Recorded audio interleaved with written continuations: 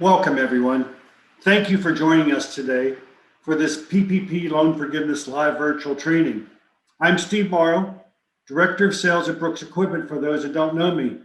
Before I introduce today's trainer, I want to take a moment to thank you all for trusting us during this ongoing crisis. At Brooks, we're committed to doing as much as we could to give our customers the information and support you need.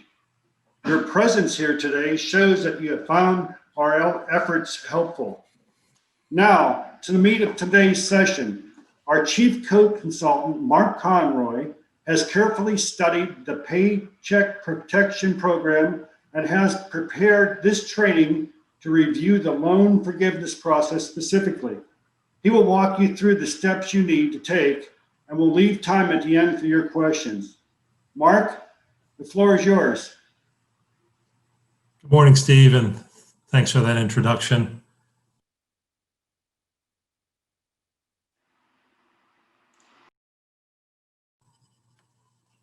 Yes, thanks, Steve. I guess I was muted there. Thanks for that introduction. And yes, I've been following the PPP loan program since the CARES Act was introduced back in March. It was updated in June with the PPP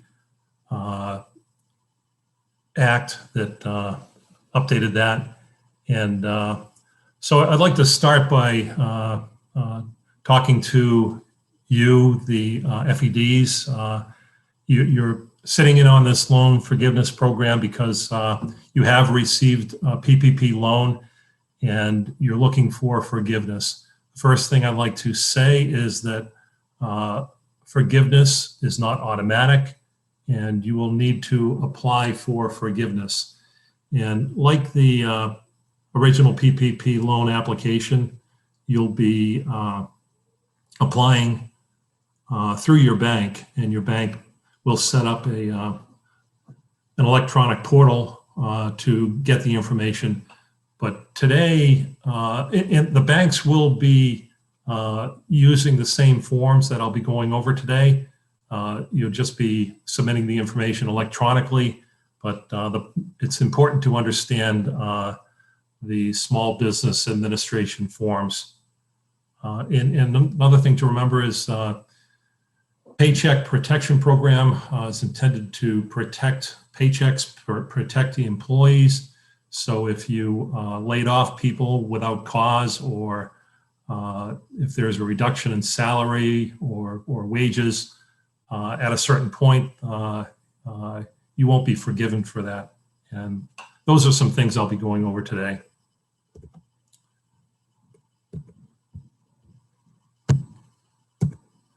So the Small Business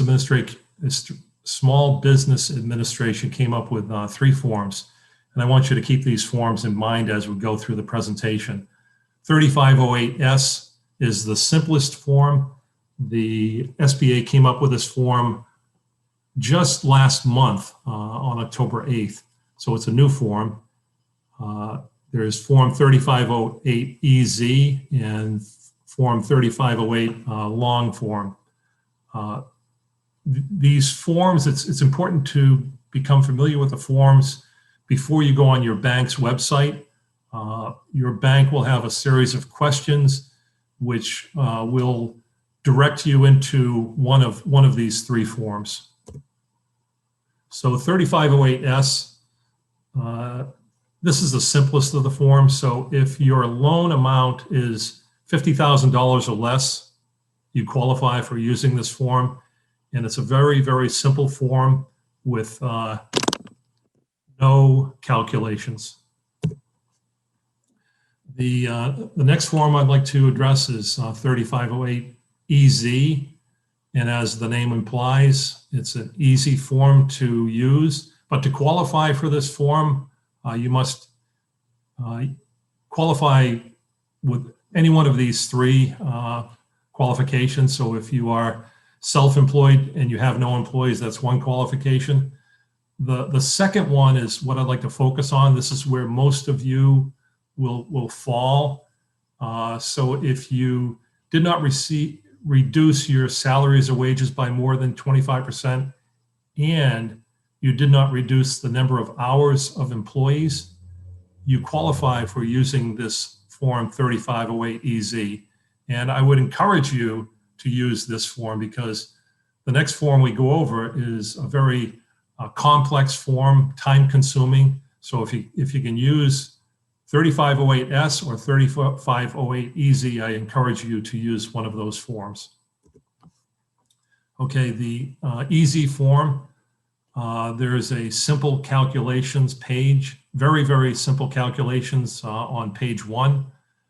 There's a certification page. You'll review each of the items and you will initial, and if you're going through your bank, you'll be electronically initialing all of the items on page. If you, after you read them, you agree to them. And then there's the demographics page.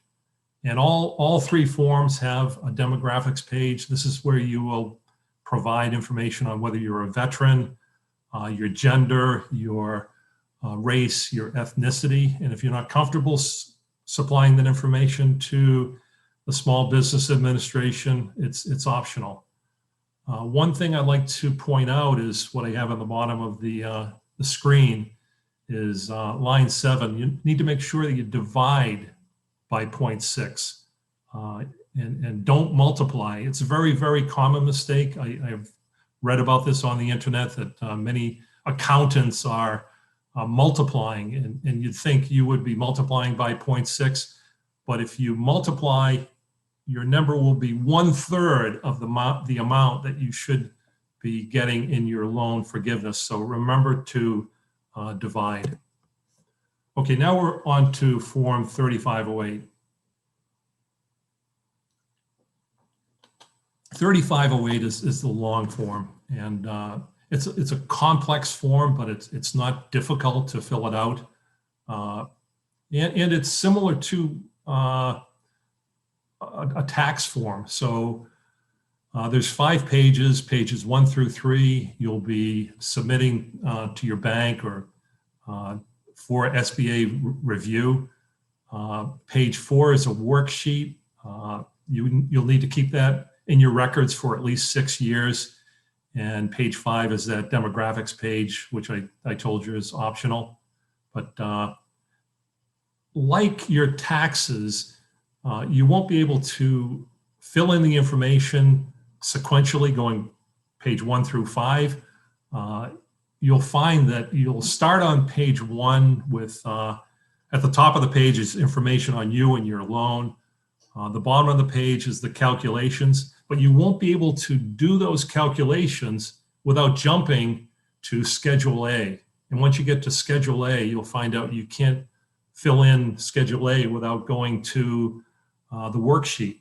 So although you won't be submitting the worksheet is critical for filling out Schedule A and transferring the information to page 1. And again, at the bottom, I provide that reminder to divide by 0.6. Okay, these are the key topics that I'll cover today.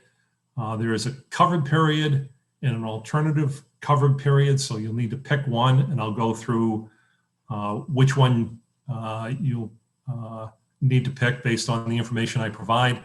I'll cover cash compensation, the salaries. So anyone that's paid over $100,000, there's a special consideration for those people. And then I'll get into full-time equivalents, the FTEs. The full-time equivalents, there's a calculation. There's 2 safe harbors. In addition to the safe harbors, there's the exceptions for the FTE reductions. And then I'll cover the salary and wage reduction allowances. So here's the covered period and alternative covered period. So the covered period starts when you get your loan. And if you received your loan before June 5, you get to pick either an 8-week period or a 24-week period. And the reason the June 5 date comes into consideration is that on June 5, that's when the second round of funding for PPP loans came into effect. So if you recall, initially there was a big rush to get a PPP loan, and then the money ran out. So there was that was based on the CARES Act back in, it was passed on March 27. So there was a second act called the PPP Flexibility Act. I couldn't think of that at the beginning of the presentation, but the PPP Flexibility Act made changes, and one of those was increasing the period to use the money up to 24 weeks. So for the covered period, if your loan was issued before June 5, you pick either 8 or 24 weeks. If your loan was received after June 5, then it's a 24-week period. Now, the alternative payroll covered period, I think a lot of you will be taking advantage of the alternative covered period because it allows you to adjust to your payroll schedule. So if you have a biweekly or twice a month or monthly payroll schedule, then you want to be able to include all of the payroll in your PPP loan forgiveness amount.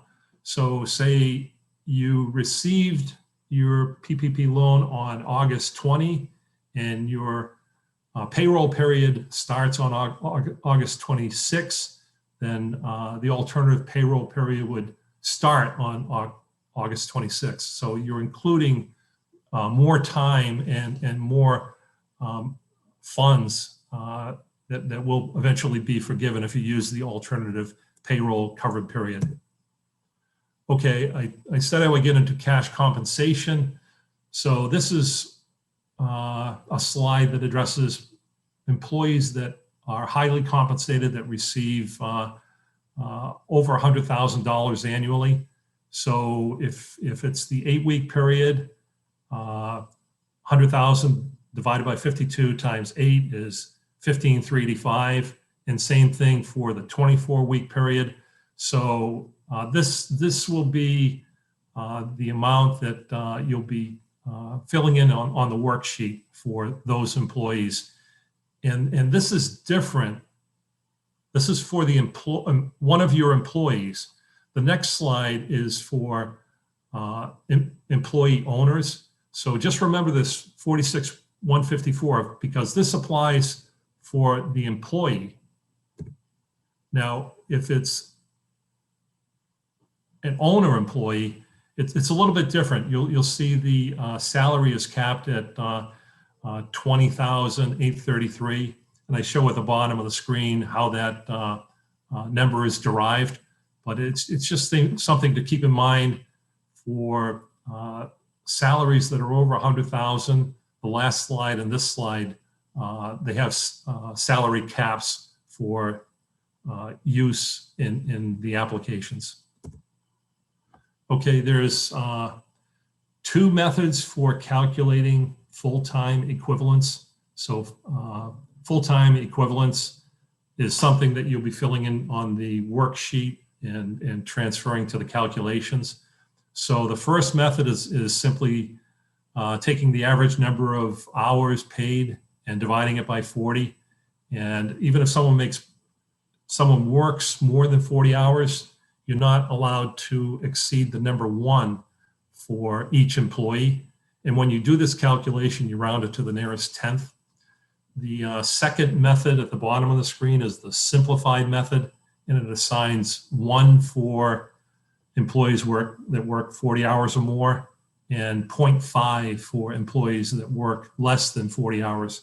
So if you have an employee that works 24 hours or 28 hours, you would be assigning 0.5 for those employees. So you need to look at which method is best for you for calculating the full-time equivalent and use that method throughout the application process.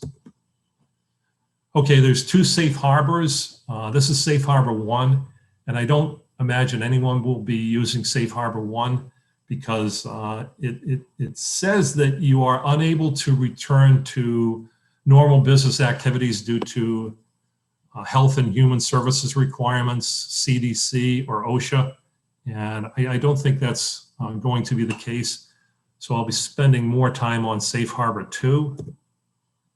Safe Harbor 2 is where you first reduce your full-time equivalents levels, and then if you restore them by December 31st of this year, then you can claim a safe harbor, which means you can claim 1 for that person. And there is a calculation on the bottom of page 3 of the application. And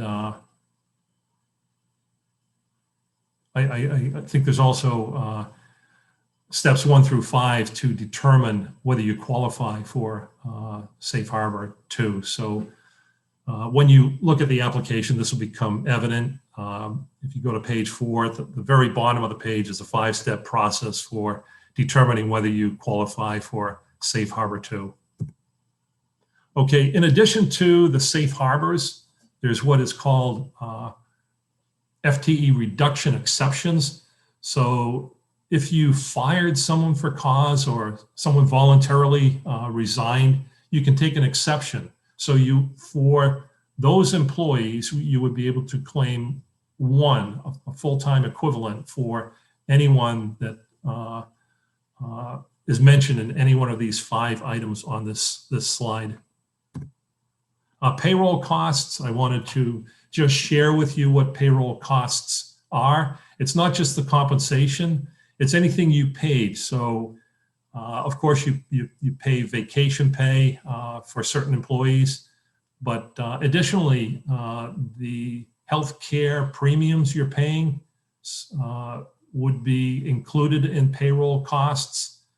Retirement, when I say retirement, it's not retirement that your employee contributes to their 401k, but if you have a 401k matching program, so you as the employer pay something into the retirement, that could be included. So all of these items are included in payroll costs. It's not just the cash compensation. Okay, now we'll get into the salary and wage reductions.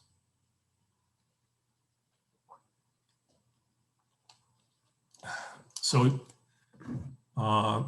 you will be penalized in the process if you reduced salaries or wages by more than 25%. So, in item 2 here on the bullets, there's a calculation method, and it's not in the application. So you would think all of the calculations are included in the application. So make sure you download the instructions, because on pages 4 and 5, there's a calculation method for determining whether you have exceeded the 25% allowance for reduction in salaries and wages. So you will be entering this information on the Schedule A worksheet, and it's a dollar amount. And there's another safe harbor hidden in page 4 of the instructions. So make sure you take a look at that safe harbor. You might qualify for a safe harbor. Okay, payroll costs. This is also part of the application. So you'll be entering mortgage, interest, rent, and utilities. And remember, non-payroll costs, you can't exceed 40% for forgiveness. And we're finally here on one of the last slides. This is the process. Again, you'll be entering the information electronically through your bank's portal. Your bank has 60 days to submit that to the Small Business Administration. The SBA has 90 days to make their decision. And then if you don't qualify for loan forgiveness, or if part of the loan is not forgiven, it becomes a loan if it's not forgiven. So it will be a 2-year or a 5-year loan, depending on when you received the loan funds. So if you received it on or before June 5, it's a 2-year loan. After June 5, it's a 5-year loan. And both loans are 1% loans. Very, very reasonable. You can't get a loan like that anywhere. So it's not a bad thing. It's a low percent loan. And also there's a deferment. Your loan can be deferred for 10 months.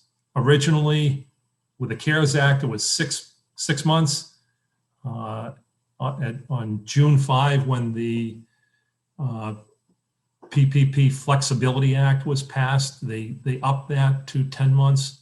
But remember, it's a deferment. So you're eating into, if it's 2 years, you're eating 10 months into 2 years. So you'll be paying it off in a shorter period of time, and the payments will be higher. Okay, and we have loaded, Brooks has loaded all of the information onto our COVID-19 site. This is the address on the screen now. So you have all 3 forms. There's also instructions for each of the 3 forms. And we also have 2 sets of Small Business Administration Q&As. So there's a Q&A on the loan forgiveness, but also make sure you review the Q&A. There's 52 questions on the PPP loan that are included, and many of those questions and answers relate to PPP loan forgiveness, so don't ignore it just because of the title. Okay, and we have moved into the questions period of the presentation. Nikki? Hey, Mark. We do not have anything specific to what has come in, but I do have a couple of questions that I would like to ask. One of them was, if an FED receives an EIDL advance, it's a grant and does not need to be repaid. So is PPP loan forgiveness in addition to the EIDL advance? Oh, good question. The EIDL, that's the Economic Injury Disaster Loan. Probably several of the attendees today received EIDL money. Now, the important thing to remember with EIDL was there was an advance. So it was an advance that turns into a grant, so you don't have to pay it back. But and it was up to $10,000, so it was like $1,000 per employee. So it was a $10,000 grant. But one thing to remember is that the Small Business Administration will automatically deduct that EIDL. So they ask that question on all 3 forms if you received an EIDL, and you need to answer that question honestly, but don't be surprised when you get a notice that they have deducted that amount from your forgiveness. Thanks, Mark. I do have another one. So the form 3508S is the form that an FED would use if the PPP loan is $50,000 or less. And you mentioned that there's no calculations. Can you tell us a little bit more about that form, the 3508S? Yes. I just brought it up on the screen. I think, can you see it there on the screen, Nikki? No, sorry, your presentation is still there if you're trying to pull up your Internet Explorer. Let me see if I can close out on the presentation.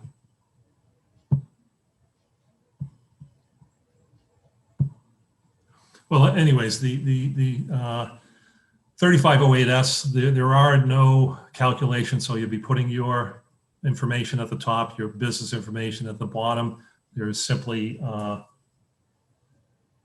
7 items to initial, and it's a good form if you have a loan that's of $50,000 or less, and yeah, there's no calculations on that form. Okay, perfect. The same thing with the 3508 easy. Can you elaborate on the calculations needed to be performed on that form? Yes, I was going to bring it up on the screen, but I'm not able to show that on my screen for some reason. Let me try again. Does it show? It does not. Okay. Okay. I'll just go over it quickly. The first 4 lines are simply payroll, mortgage interest, rent, and utilities. The 5th line, you add those 4 numbers and you get a total. Then you enter the PPP loan amount. Line 7 is the one calculation where you divide by 0.6, and then your loan forgiveness is the smaller of the lines 5, 6, and 7. So I think the important thing to understand today is don't be intimidated by these forms. This is a very easy form to fill out and very simple information. Okay, I actually was able to pull that one up for you as you were sharing that onto the screen. And I will also ask one more on this 3508 long form about the full-time equivalents and the salary and wage reductions. Can you explain where this information is entered on the form? And I'm going to try and get that pulled up for you as well. Oh, great. Thank you. Yes, for the full-time equivalents, at the bottom of page 4, so if you can bring up the bottom of page 4, there's a 5-step procedure for determining if a borrower qualifies for the Safe Harbor 2. So I went over Safe Harbor 2, but I just wanted to mention that these 5 steps at the bottom of page 4. Yep, I have that up for you, Mark, right here. Okay, so that allows people to determine whether they qualify for that Safe Harbor 2. And if you look at the steps, it simply says if step 4 is greater than step 2, then you qualify for Safe Harbor 2, and you can enter 1 for that person. So I just wanted to get into a little bit of how easy and straightforward the application process is. I mean, it's very complex, but it's not difficult at all. Okay, so speaking of that, my last question that I have is if an FED reduced full-time equivalent and then returned the full-time equivalent levels back by the end of the year, he qualifies for the full-time Safe Harbor 2. Can you explain how that works? Yes, Nikki, that's what I just explained. So I think we're okay on the Safe Harbor 2 question and explanation. Okay. That's all the questions that I have. A lot of information that you're going to find is actually on the Brooks Equipment COVID-19 response page. That's probably your first place to go. You can also reach out to your sales rep and they can document any questions, and we will get anything and everything returned back to you as quickly as possible. So with that, and we can end the training session, and we thank you for being with us. Mark, thank you for moderating and sharing the PPP loan forgiveness and your expertise on that. It's very much appreciated. Okay, thanks for having me. Bye-bye.